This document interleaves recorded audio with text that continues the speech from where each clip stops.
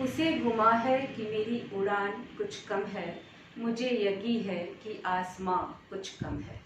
हाँ बच्चों, नमस्कार। आशा है कि आप अपने घर में अध्ययन कर रहे होंगे और सुरक्षित होंगे कि हमारी उड़ान तो अधिक है, लेकिन ये आसमां हमारे लिए कभी कम पड़ जाता है। इन्हीं आशाओं के साथ हम आज का पाठ प्रारंभ करते हैं कि हमने पिछले दिनों में से हम पढ़ रहे हैं अलंकार, और अलंकारों के दो भेद हमने पढ़े थे, जिसमें से शब्दालंकार और अर्थालंकार। शब्दालंकार के हम शब्दालंकार में आने वाले जो अलंकार हम पढ़ रहे थे, सबसे पहले हमने अनुप्रास अलंकार पढ़ा था, और आज हम पढ़ेंगे यमक, श्लेष और वक्रोक्ति अलंकार। चलिए देखते हैं यमक अलंकार। यमक अलंकार की परिभाषा देखिए, जहां पर सार्थक किंतु भिन्नार्थक शब्द तथा वाक्यांश की क्रमशः आवृत्ति होती है। इसको आगे हम समझेंगे।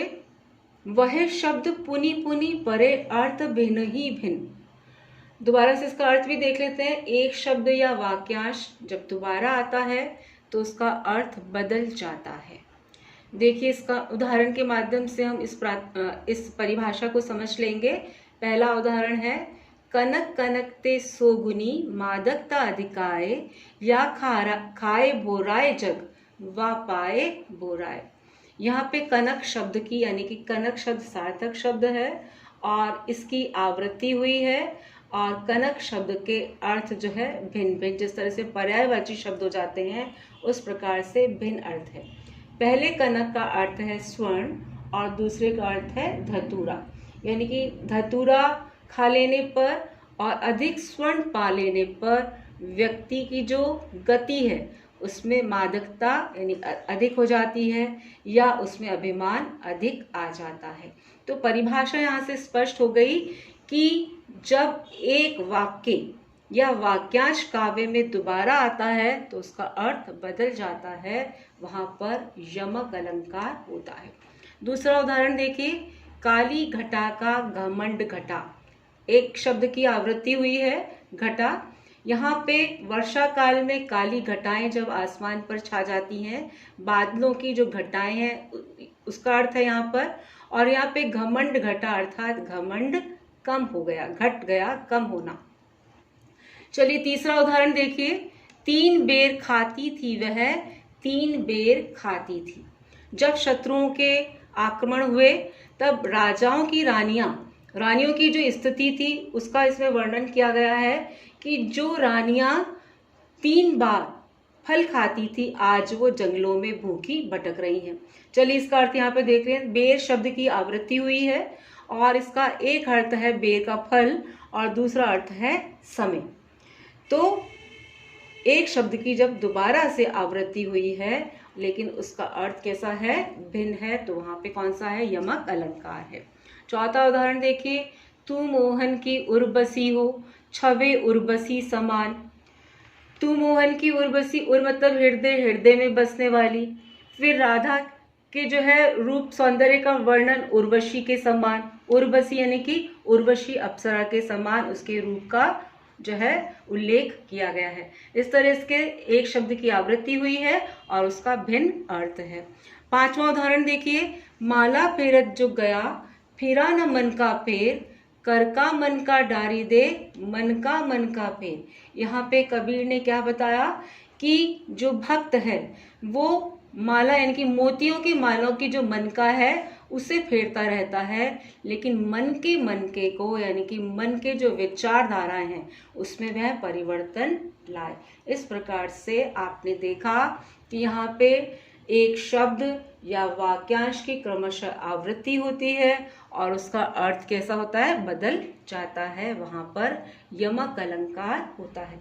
आशा है कि आपको समझ में आ गया होगा। चलिए तीसरा अलंकार लेते हैं, श्लेष अलंकार। श्लेष का अर्थ होता है चिपकना। अब इसकी परिभाषा देखिए, जहां एक शब्द से प्रसंगवश अनेक अर्थ निकलते हैं, अथवा एक शब्द एक ही बार आता है लेकिन उसका अर्थ भिन्न भिन्न हो जाता है। चलिए देखिए, जहां पर एक शब्द आता है लेकिन प्रसंगवश उसके अनेक अर्थ निकलते हैं, अथवा यूं कहें कि एक शब्द एक ही बार आता है लेकिन उसका अर्थ क्या होता है, भिन्न भिन्न होता है। उदाहरण के माध्यम से स्पष्ट हो जाएगा। रहीमन पानी राखिए, बिन पानी सब सून, पानी गए ना उबरे, मोती मानुष चून।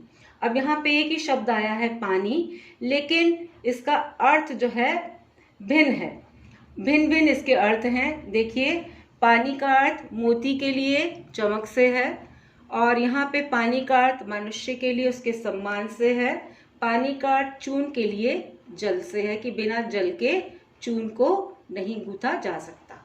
चलिए दूसरा उदाहरण देखिए। सुवर्ण को ढूंढत फिरत, कवि व्यभिचारी और चोर।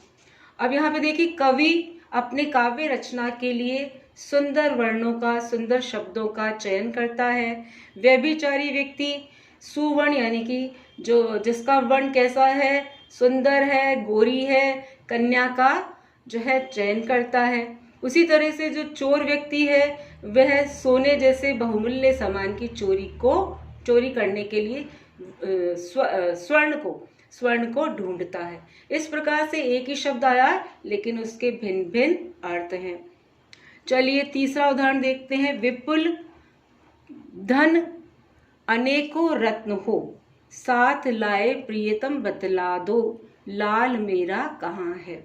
यहाँ पे लाल शब्द से का जो एक अर्थ है वह रत्न मणियों से है और दूसरा अर्थ पुत्र से है। चौथा उदाहरण देखिए। मधुबन की छाती को देखो, सूखी कितनी इसकी कलियां। यहाँ पे एक शब्द है कलियां, यानी कि मधुबन में जो खिलने वाले पुष्प हैं, कलियां हैं, वह फूल बनने से पहले ही सूख गई। दूसरा अर्थ है जो है युवा अवस्था को प्राप्त करने से पहले की जो अवस्था है उसका वर्णन किया गया है। पांचवा देखिए।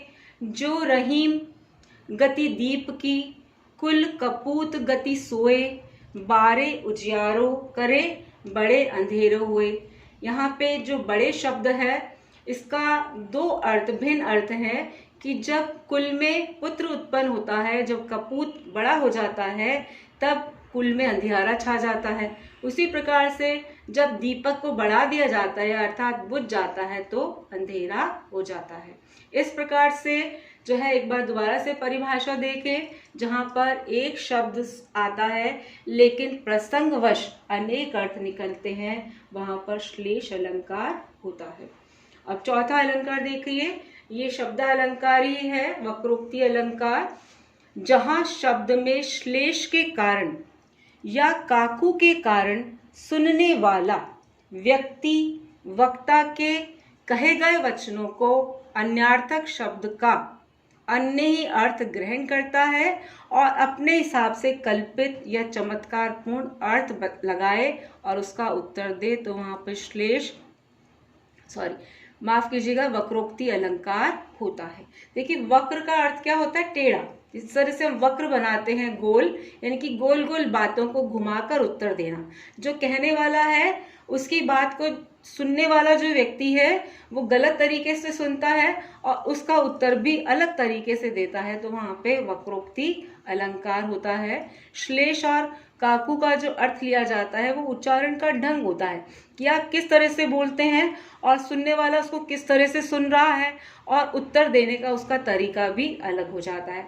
चलिए उदाहरण के माध्यम से ये बात स्पष्ट हो जाएगी कि किस तरह से जो है वक्रोक्ति अलंकार के उदाहरण देखिए। कौन तुम है घनश्याम हम, तो बरसों कित जाए।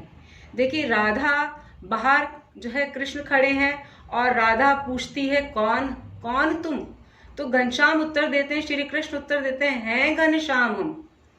अब राधा ये सुनकर तीसरा उत्तर देती हैं, तो बरसों कित जाए। अगर आप घनश्याम में काले बादल हैं तो यहाँ तुम्हारी आवश्यकता नहीं है, जाकर कहीं और बरसो। यानी कि यहाँ पे किस तरह से वक्रोक्ति बात कही गई है, किस तरह से जो है व्यंग्यार्थक और घुमा फिरा कर बात कही गई है।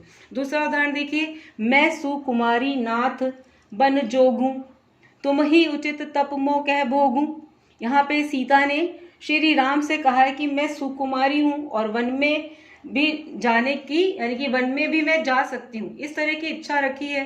तो इस प्रकार से जो है उन्होंने अपनी बात को वक्रोक्ति के ढंग से व्यंग्यार्थक रूप से कहा है।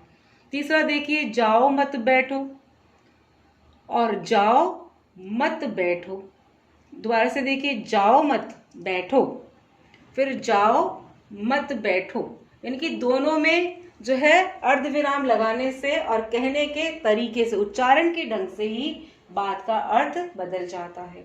चौथा उदाहरण देखिए, एक कहो वर देत भव, भाव चाहिए चित। देखिए एक व्यक्ति ने कहा एक कहो वर देत भव, भाव चाहिए चित। इसी बात को जो है सुनकर सुनी कह को, भवहि भाव चाहिए मित। देखिए किस तरह से जो है शब्दों का अर्थ परिवर्तित करके जो है वक्रोक्ति के हिसाब से जो है उत्तर दिया जाता है। पांचवा उदाहरण देखिए, चित चोर कहावत है हम तो, तह जाहूं जहां घन है सरसों। तो इस प्रकार से जो है जहां पे कहने वाला जो व्यक्ति है, वक्ता है, और जो सुनने वाला श्रोता है उसको अलग अंदाज से सुनता है और फिर वही वक्ता बनकर उसको घुमा फिरा कर बात कहता है, वहां पर वक्रोक्ति अलंकार होता है। तो आपने देखा हमने भाग दो में शब्दालंकार का जो है एक अलंकार आपको करवाया था और दूसरा ये यमक, तीसरा है श्लेष अलंकार और चौथा है वक्रोक्ति अलंकार। इस प्रकार से शब्दालंकार के हमने जो है 4 अलंकार हमने पढ़े हैं, अनुप्रास, यमक, श्लेष और वक्रोक्ति अलंकार। इस प्रकार से शब्दालंकार का जो पाठ है वो यही समाप्त होता है और अगले जो हम पाठ लेंगे उसमें हम अर्थालंकार के बारे में पढ़ेंगे। आज का जो आपका अभ्यास का कार्य है कि आपको जो है अलंकार के शब्दालंकार के अंतर्गत आने वाले अलंकारों का उल्लेख करना है उदाहरण सहित। और दूसरा प्रश्न मैंने आपको दिया है कि मौखिक रूप से उदाहरण बनाकर अपने मित्रों से, भाई बहनों से वार्तालाप करें, जिससे जो है आप बातों ही बातों में जो है शब्दालंकार सीख जाएंगे। आशा है कि आपको आज का ये विषय, आज का ये जो प्रकरण है आज समझ में आ गया होगा और यही आशा है कि आप सुरक्षित रहें, स्वस्थ रहें, अध्ययन करते रहें। फिर मिलेंगे और जो भी आपके सुझाव हैं वह अपने जो है कमेंट बॉक्स में डालें। अगर आपको ये पाठ समझ में आता है और पसंद आ रहा है तो आप लाइक भी करें, सब्सक्राइब भी करें और शेयर भी करें। नमस्कार।